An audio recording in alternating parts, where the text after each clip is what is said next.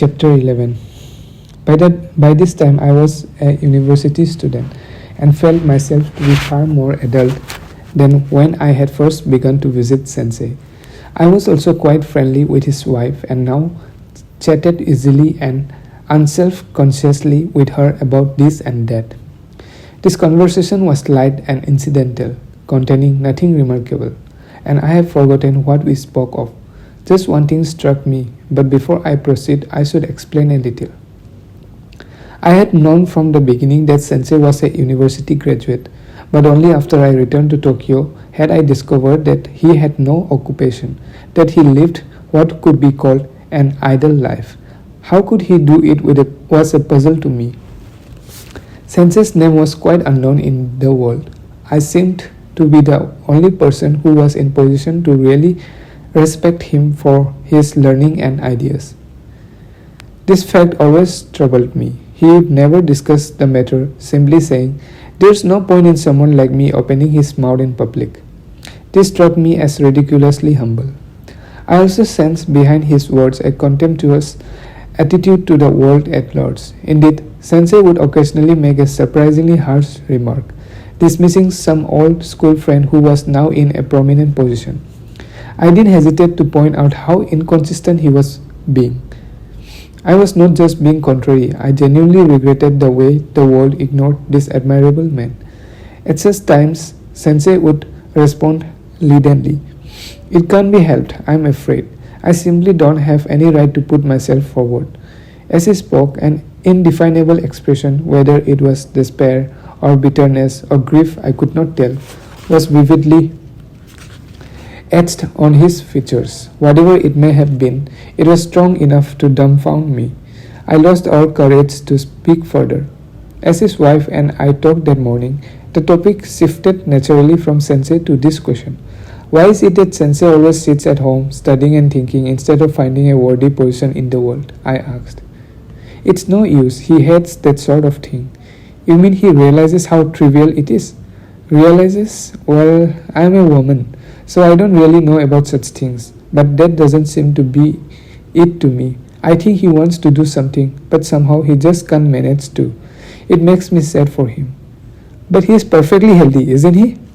He's fine, yes. There's nothing the matter with him. So why doesn't he do something? I don't understand it either. If I understood, I would not worry about him as I do. As it is, all I can do is feel sorry for him. Her tone was deeply sympathetic, yet a little smile played at the corners of her mouth. To an observer, I would have appeared to be more concerned than she. I sat silently, my face troubled. Then she spoke again, as if suddenly recalling something. He wasn't at all like this when he was young, you know. He was very different. He has changed completely. What do you mean by when he was young? I asked. When he was a student. Have you known him since his student days then? She blushed slightly. Chapter 12. Sensei's wife was a Tokyo man. Both she and he had told me so. Actually, she added half jokingly, I am not a pure blood. Her mother had been born in Tokyo's Ichigaya district, back when the city was still called Edo, but her father had come from the provinces, Tottori or somewhere of the sort. Sensei, for his part, came from a very different part of Japan, Niigata Prefecture. Clearly, if she had known him in his student days, it was not because they shared a hometown, but since she blushed at my question and seemed disinclined to say more, I did not press the subject further. Between our first meeting and his death, I came to know Sensei's ideas and feelings on all sorts of subjects, but I learned almost nothing about the circumstances surrounding his marriage. Sometimes I interpreted this reticence charitably, choosing to believe that Sensei, as an older man, would prefer to be discreet on a private matter of the heart. At other times, however, I saw the question in a less positive light and felt that Sensei and his wife shared the older generation's timorous aversion to open, honest discussion of these delicate subjects. Both of my interpretations were of course mere speculations, and both were premised on the assumption that a splendid romance lay behind their marriage. This assumption was not far wrong, but I was able to imagine only part of the story of their love. I could not know that behind the beautiful romance lay a terrible tragedy. Moreover, Sensei's wife had absolutely no way of understanding how devastating this tragedy had been for him. To this day, she knows nothing of it. Sensei died without revealing anything to her. He chose to destroy his life before her happiness could be destroyed. I will say nothing of that tragedy yet. As for their romance, which was in a sense born of this dreadful thing, neither of them told me anything. In her case, it was simply discretion. Sensei had deeper reasons for his silence. One memory stands out for me. One spring day, when the cherries were in full bloom, Sensei and I went to see the blossoms in Ueno. Amid the crowd were a lovely young couple snuggled close together as they walked under the flowering trees. In this public place, such a sight tended to attract more attention than the blossoms. I would say they are a newly married couple, said Sensei.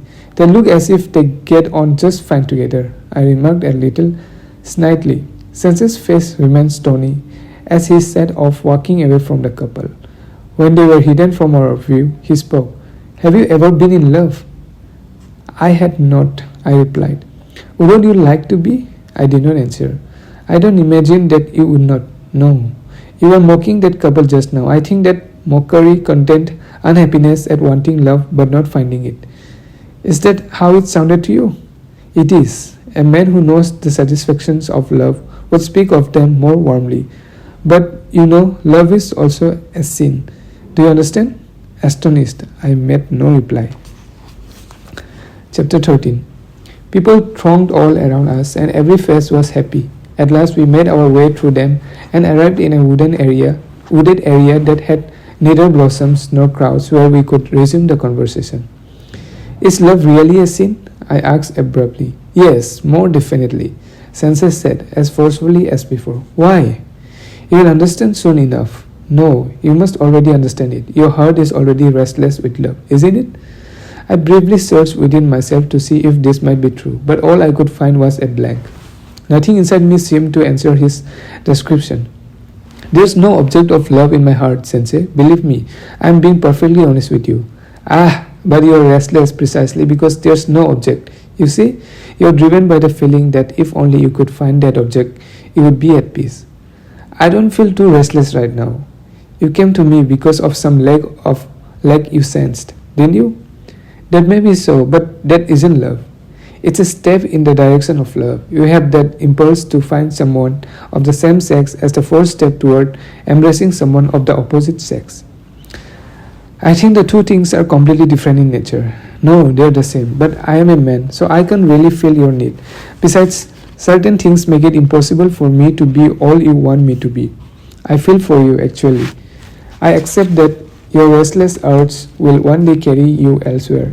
Indeed, I hope for your sake that will happen. And yet, I felt strangely sad. If you really believe I'll grow apart from you, Sensei, then what can I say? But I have never felt that slightest urge.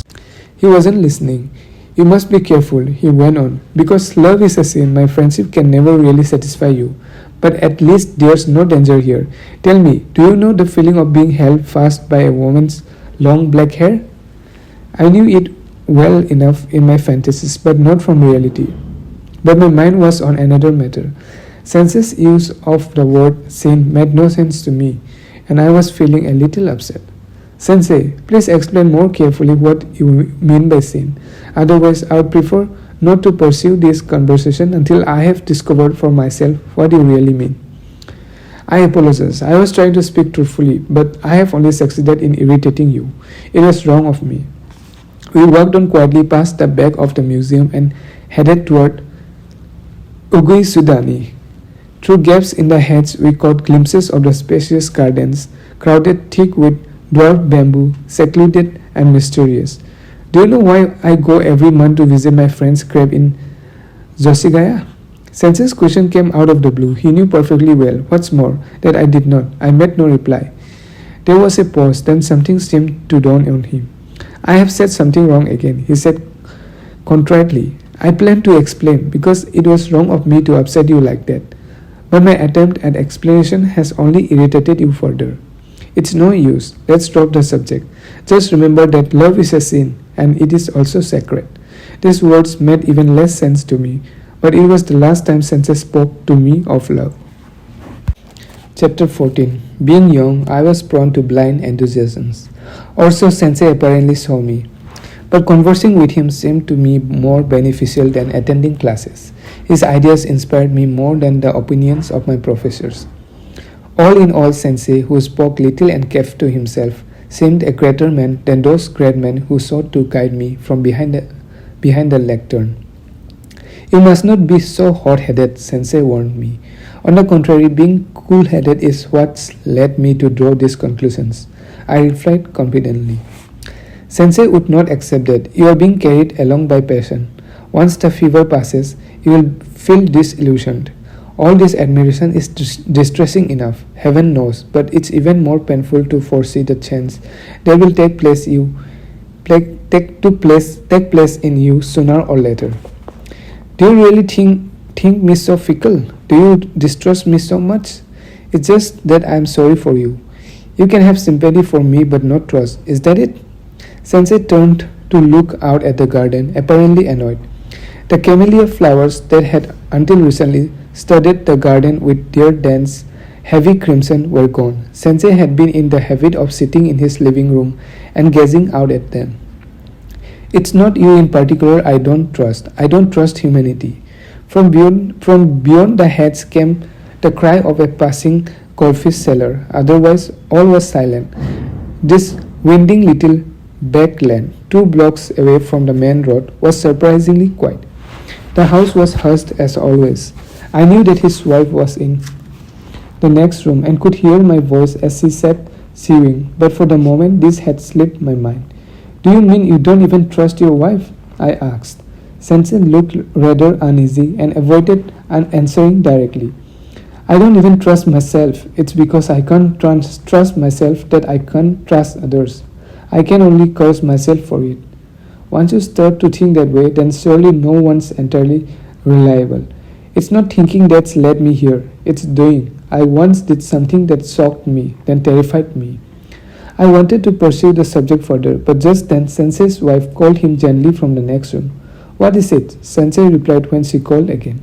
Could you come here for a moment? She said, and he went in. Before I had time to wonder why she needed him, Sensei returned. In any event, you mustn't trust me too much, he went on. You will regret it if you do, and once you feel you have been deceived, you will wreak a cruel revenge. What do you mean? The memory of having sat at someone's feet will later make you want to trample him underfoot. I am trying to fend off your admiration for me, you see, in order to save myself from your future contempt. I prefer to put up with my present state of loneliness rather than suffer more loneliness later. We who are born into this age of freedom and independence and the self must undergo this loneliness. It's the price we pay for these times of ours. Sensei's mind was made up, I could see, and I found no words to answer his conviction. Chapter 15. The conversation preyed on my mind later, every time I saw his wife. Was distrust Sensei's prevailing attitude toward her as well? And if so, how did she feel about it? On the face of it, I could not tell whether she was content. I was not in close enough contact with her to judge. Besides, when we met, she always appeared perfectly normal, and I almost never saw her without Sensei. Another question disturbed me too. What, I wondered, lay behind Sensei's deep distrust of humanity? Had he arrived at it simply by observing his own heart and the contemporary world around him with a cool, dispassionate eye? He was by nature inclined to sit and ponder things, and a mind such as his perhaps naturally reached such conclusions. But I did not think that was all there was to it. His conviction struck me as more than just a lifeless theory, or the cold winds from some long-dead fire. Sensei was indeed a philosopher, it seemed to me, but a potent reality seemed woven into the fabric of his philosophy. Nor was his thinking grounded in anything remote from himself, observed only in others. No, behind his convictions lay some keenly felt personal experience, something great enough to heat his blood and to hold his heart.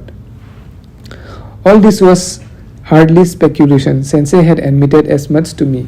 His confession hung in the air, heavy and obscure, oppressing me like a terrifying and nameless cloud. Why this unknown thing should so frighten me I could not tell, but it unquestionably shook me. I tried imagining that a passionate love affair was in some way the basis for Sensei's mistrust of humankind. It would, of course, have been between Sensei and his wife. His earlier statement that love was a sin certainly fit this theory, but he had told me unequivocally that he loved his wife. In that case, their love could hardly have produced this state of near loathing of humanity. The memory of having sat at someone's feet will later make you want to trample him underfoot. He had said, but this could refer to anyone in the modern world, except perhaps Sensei's wife.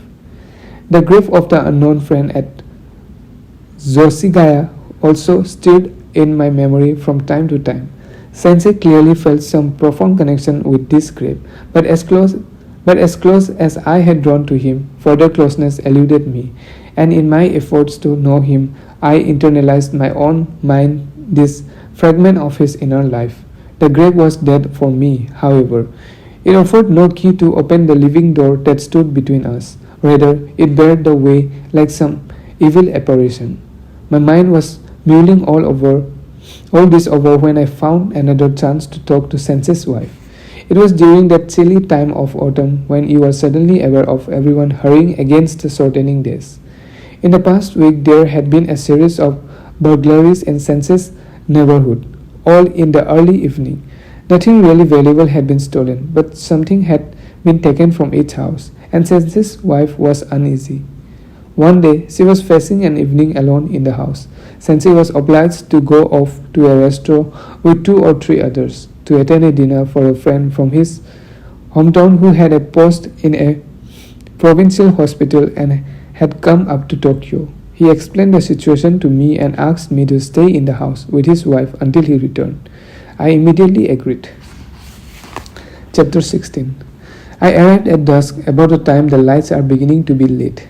Sensei, ever punctilious, had already left. He didn't want to be late, so he set out just a moment ago, his wife told me as he led me to the study.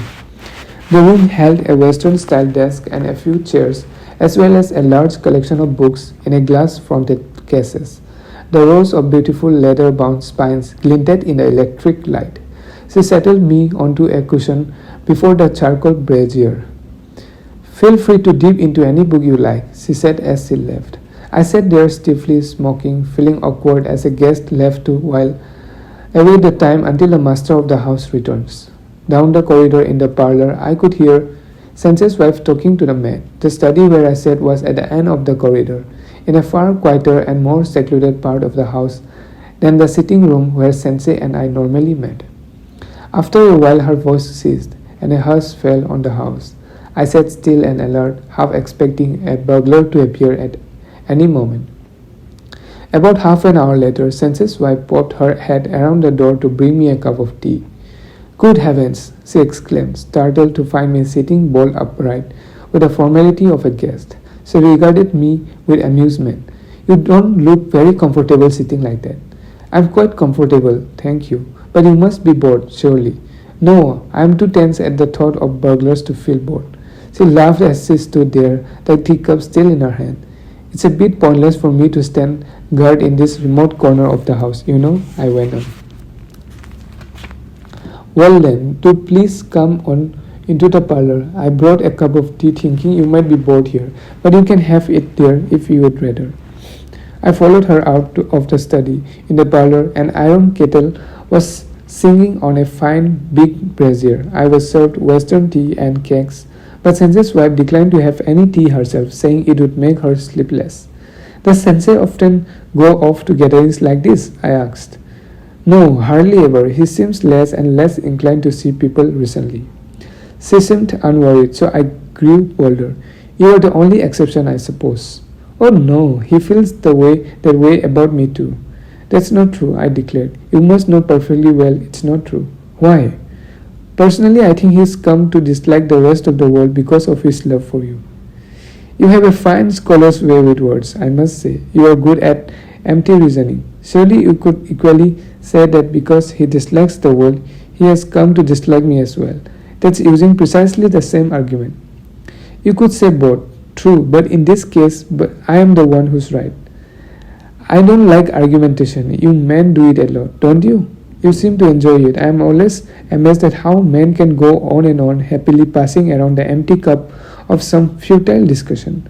Her words struck me as rather severe, although not particularly offensive. She was not one of those modern women who takes a certain pride in calling attention to the fact that she is intelligent. She seemed to value far more the heart that lies deep within us. Chapter 17. There was more I wanted to say, but I held my tongue for fear of seeming to be one of those argumentative types. Seeing me gazing silently into my empty teacup, she offered to pour me another cup, as if to soothe my any impossible hurt feelings. I passed her my cup. How many? She asked, grasping a sugar cube with a strange looking implement and lifting it coquettishly to show me. 1, 2. Though not exactly flirting with me, she was striving to be charming so as to erase her earlier strong words. I sipped my tea in silence and remained mute once the tea was drunk. You have gone terribly quiet, she remarked. That's because I feel as if whatever I might say, you would accuse me of being argumentative, I replied. Oh, come now, she protested. This remark provided us with a way back into the conversation. Once more, its subject was the one interest we had in common, Sensei. Could I elaborate a little more on what I was saying earlier? I asked. You may find it empty reasoning, but I am earnest. Do speak then. If he were suddenly to die, could Sensei go on living as he does now? Now, how could I know the answer to that? If you would have to ask the man himself, surely. That's not a question for me to answer. But I am serious. Please don't be evasive. You must give me an honest answer. But honestly, I have no idea. Well, then how much do you love Sensei? This is something to ask you rather than him, surely. Come now, why confront me with such a question? You mean there's no point in it? The answer is obvious? Yes, I suppose that's what I mean. Well, then if Sensei were suddenly to lose such a loyal and loving wife, what would he do? He is disillusioned with the world as it is. What would he do without you? I'm not asking for his opinion, I'm asking for yours. Do you feel he would be happy?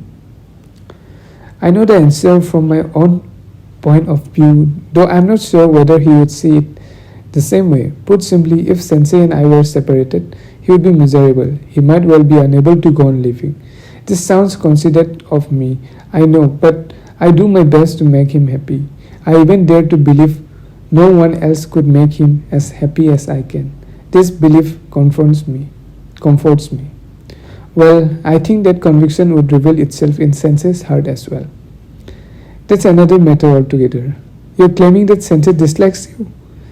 I don't think he dislikes me personally. He has no reason to. But he dislikes the world in general, you see. In fact, these days perhaps he dislikes the human race. In that sense, given that I am human, he must feel the same way about me. At last I understood what she had been saying about his feelings for her. Chapter 18. Her perspicacity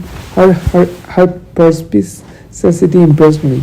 It also intrigued me to observe how her approach to things was unlike that of a traditional Japanese woman, although she almost never used the currently fashionable language. In those days, I was just a foolish youth with no real experience with the opposite sex. Instinctively, I dreamed about women as objects of desire, but these were merely vague fantasies with all the substance of a yearning for the fleeting clouds of spring. When I came face to face with a real woman, however, my feelings sometimes veered to the opposite pole. Rather than feeling attracted to her, I would be seized by a strange repulsion. But I had no such reaction to Sensei's wife. I was not even much aware of the usual differences between the way men and women think. In fact, I forgot she was a woman. She was simply someone who could judge Sensei honestly and who sympathized with him. Last time you said something, I began. When I asked why Sensei doesn't put himself forward more in the world, you said he never used to be like that. I did, and it's true. He was different once. So what was he like? He was the sort of strong, dependable person you and I would both like him to be. Why did he suddenly change then? The change wasn't sudden, it came over him gradually. And you were with him all the time it was happening? Naturally, we were married. Then surely you must have a good idea of what brought about the change. But that's just the problem. It's painful to hear you say this because I have racked my brains, but I just don't know. I don't know how many times I have begged him to talk about it. And what does he say? He says there's nothing to talk about and nothing to worry about. It's simply that this is how he has turned out. That's all he will say. I did not speak. Sensei's wife also fell silent. There was no sound from the maid's room. All thoughts of burglars had vanished from my mind. Then she broke the silence. Perhaps you think it's my fault? Not at all. Don't feel you have to hide anything, please. It would be like a knife in the heart to have such a thing thought of me. She continued. I am doing all I can for him. I am doing my very best. Please don't worry, Sensei nodded. Believe me, I give you my word. She took up the fire tongs and sat smoothing at the ash in the brazier. Then she poured water from the jug into the iron kettle, immediately quieting its singing. I finally couldn't stand it anymore and said to him, if there's any fault in me, then please tell me honestly. If I can correct it, I will. And he replied, you don't have any fault. The fault is in me. When I heard that, it made me unbearably sad. It made me cry, and I longed more than ever to know how I might be to blame. Tears brimmed in her eyes. Chapter 19. At first I had thought of Sensei's wife as a perspicacious woman, but as we talked, she gradually changed before my eyes. Then my heart, rather than my mind, began to respond to her. Nothing, it seemed, troubled her relationship with her husband. Indeed, what could? And yet something was wrong. But try as she might to learn what the problem might be, she could find nothing. Precisely this made her suffer. At first she had thought that since Sensei viewed the world through jaundiced eyes, he must view her in that too. But that answer failed to convince her. In fact, she thought the opposite must be true, that his dislike of her had set him against the world at large. Search as she might, however, she could find nothing that really confirmed this hypothesis. Sensei was in every way a model husband, kind and tender. So she lived with this kernel of doubt sown away in her, below the daily warmth that flowed between them. That evening she brought out her misgivings and laid them before me. What do you think? She asked. Do you think he has become like this because of me? Or is it because of what you call his outlook on life or some such thing? Tell me honestly.